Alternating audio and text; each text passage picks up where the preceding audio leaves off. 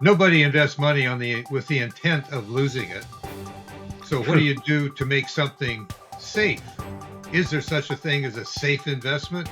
Does diversification actually solve the problem of risk? Should you be looking elsewhere?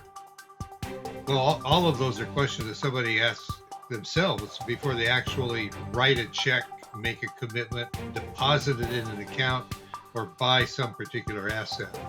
My name's Don Creech. And I'm Perry Sykes, and welcome to the Investor Resources Podcast. What's a safe investment? That's a really difficult question for somebody who has not lost money. I remember, I remember my early years in the business, and I had an opportunity to meet an investment salesman. He was an experienced stockbroker, investor, broker, and he was out canvassing for business. He came by our office building, and he came in, and we chatted with him. And one of his, now I'm young in the business, and one of his questions was, "Well, how much money have you lost your investors?" And being young and full of braggadocio, There I we said, go. "Well, none." And he said, "Just wait, let me show you something." And he pulled out a stack of client statements, and he went through them and said, "Look at this, look at this, look at this, and look at this widow. I mean, these losses are real. They changed their lifestyle." And that's a real risk with not just being in the stock market. You could have that happen in real estate. And we have recent evidence of that. You bet. Less than a decade ago, we're looking at the real estate market that collapsed, and particularly in commercial properties. Many of those properties are still underwater. A major significant building recently sold in San Francisco in the core area for an 80% discount from its prior valuation. Now that's on sale right there, 80% off. Yeah. Oh, You say, "Well, I'm glad I wasn't in that one." Well, that's true, but you may find out if you've invested in mortgage-backed securities because you like the high income that they offered a few years ago, that you might own a piece of that real estate because it sold for less than the mortgage balance, and the mortgage was divided among multiple mortgage-backed security syndications, of which that mortgage was the only one in the portfolio. There was nothing else. There was no diversification. So if you're in that type of security, there's a possibility this was going to catch up with you and bite you once on the backside. You're going to say, "That wasn't any fun. That's not supposed to happen." What happened to the government guarantees?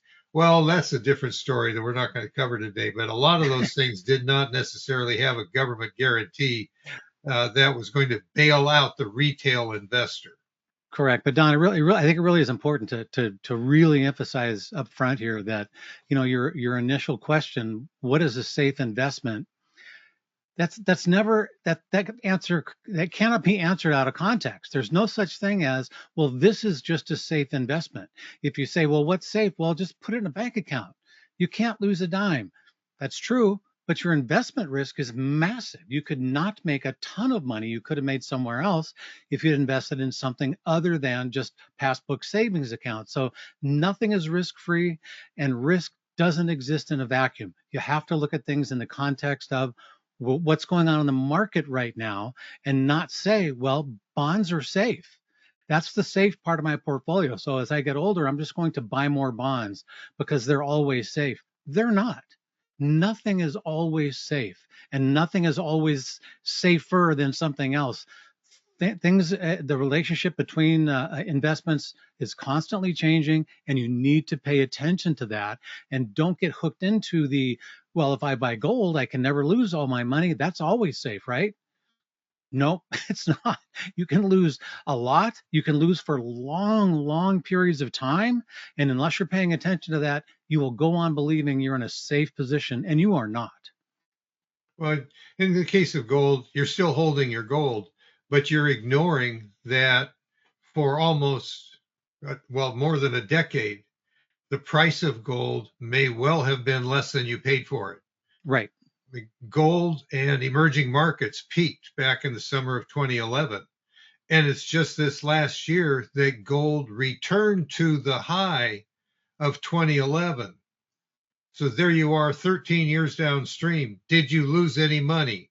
Okay, you still have your gold in your safe or under the mattress someplace. No, you wouldn't sleep on it. It's too uncomfortable.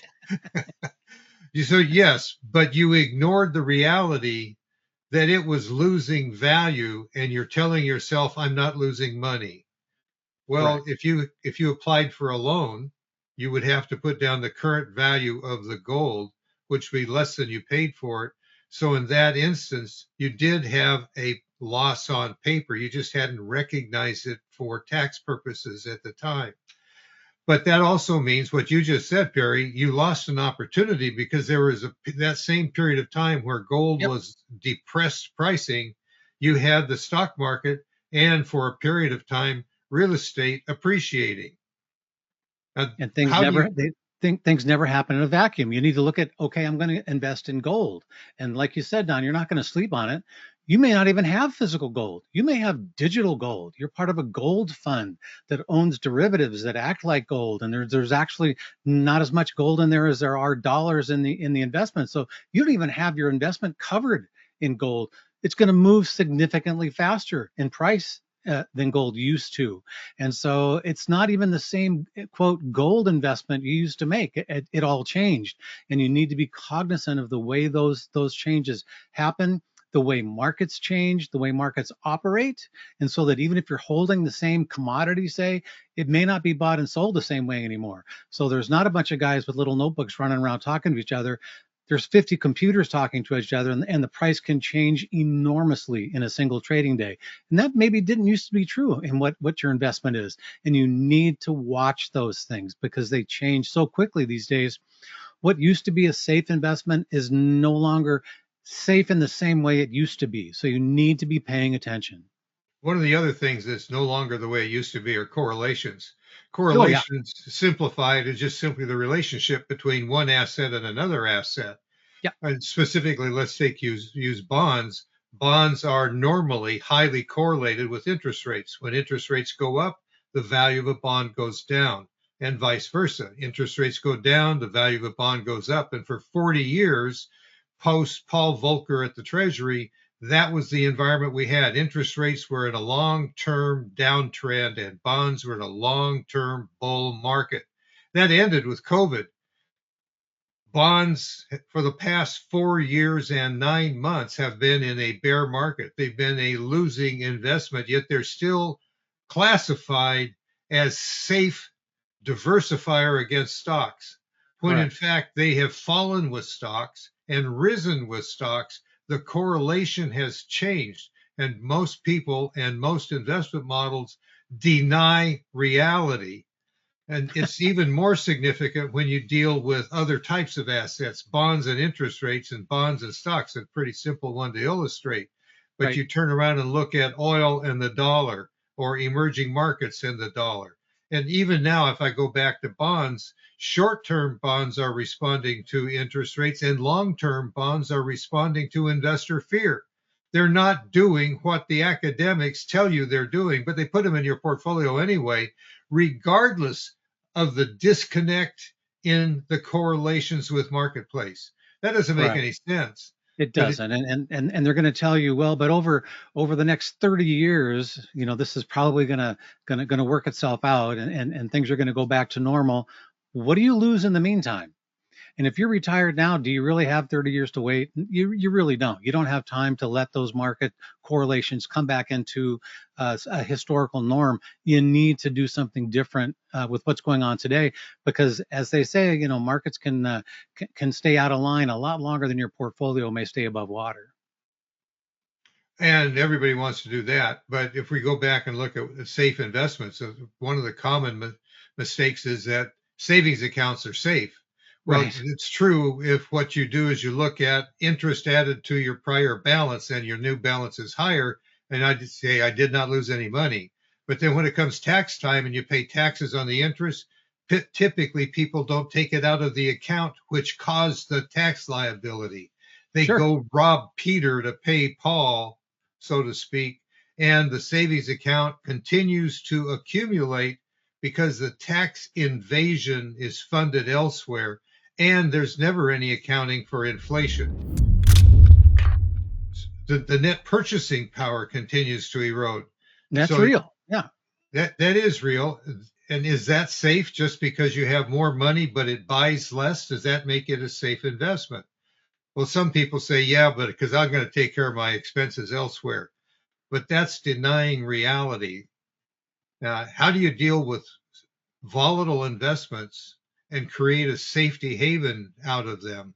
Well, that requires some management. You have to make some decisions about how much volatility you will tolerate and have rules to deal with it so you're not making an emotional reaction to either new highs or new lows. Sure. And And the people, yeah, there's plenty of people out there right now advocating, well, don't buy gold. That's for your grandpa. You need to buy crypto. That's where the real safety is now. That's where you can really make some big money and protect yourself. And just as quickly you can lose it all, because that, you want to talk about volatility, crypto's got it. It can wipe you out in no time, overnight, just on a small opinion change somewhere else on earth, and all of a sudden you're in big trouble. So there is no correlation between cryptocurrency and safety of capital. Those two things don't belong in the same sentence, but they will be sold that way. And crypto is the new gold. This is what you need to invest in now, because you have a lot more potential for growth. And you do. Things can go up very quickly in crypto, but that's always a double-edged sword. And they never look at the downside. Yep, you could get wiped out in a day in crypto. And that's the part you need to make sure you're realizing, by correctly sizing your investments and not having everything bet on something as volatile as cryptocurrencies.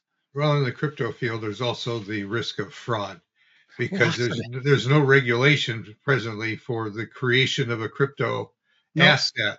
I mean, if somebody has the wherewithal to do the programming on it, they can make one. There's tons of them you can invest in, and they may look cheap and say this looks like a sweet deal, and it's cheaper than buying Bitcoin. I can't afford Bitcoin, so I'll buy this new crypto over here. right, right.